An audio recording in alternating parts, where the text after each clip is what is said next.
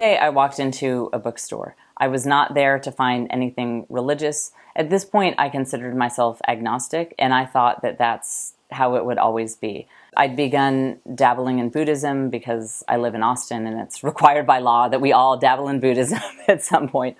And I never expected my religious exploration to go any further than that.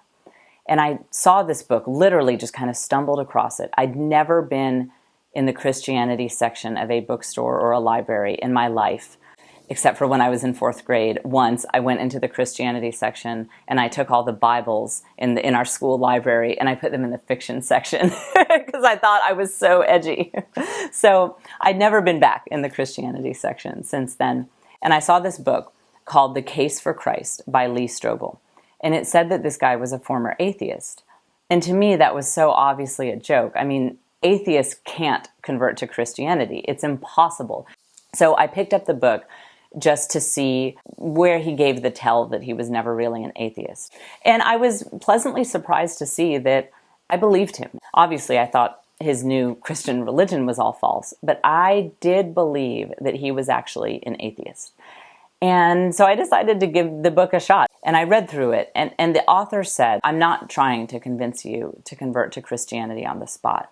He said, I'm just trying to convince you that there is enough evidence for Jesus Christ that it's worth looking into a little further. It's worth exploring this. And at the time, I didn't think the book was perfect, but there were a few things that I thought were interesting. For example, he pointed out that Christianity spread like wildfire.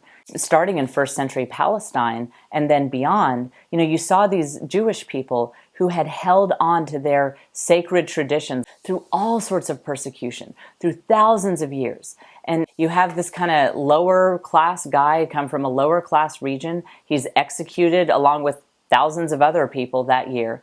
And yet you see all of these Jews willing to give up these religious and social institutions that they had held on to for thousands of years through unspeakable persecution. And then it spreads like wildfire, despite the fact that not only was there not a worldly payoff to converting to Christianity at that time, it often meant persecution or even death, not just for you, but for your family if you converted to Christianity. And Strobel said, how do you explain that? And he said, what we as Christians think is that those people saw Jesus risen from the dead. And I thought, maybe I should look into this a little more. I didn't think Christianity was true, but I was intrigued.